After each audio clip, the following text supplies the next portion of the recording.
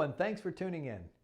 Here at Private Property Services, we often get asked the question, should I allow a tenant to paint my property? To answer that, there are a few things we need to consider. Number one, is the tenant qualified to paint? Know the kind of paint and materials the tenant plans to use, set standards, and decide if supervision is needed.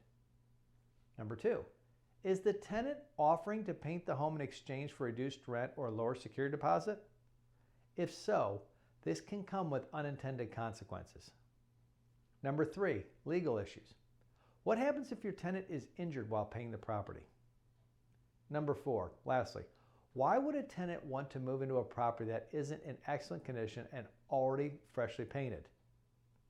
Here's a worst case scenario that has actually happened to a landlord.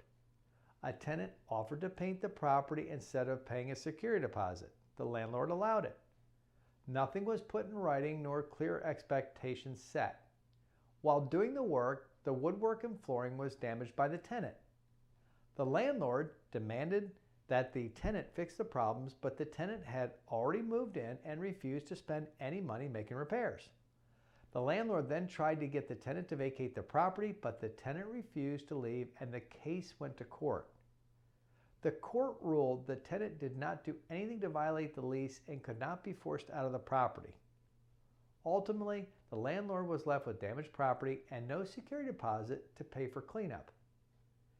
If you decide to allow your tenants to paint, put the agreement in writing and be specific about who buys the paint, who is responsible for fixing any damage, and any other details that need to be addressed. Keep in mind that hiring a professional is always the best option. Please contact us at Private Property Services if you have any questions.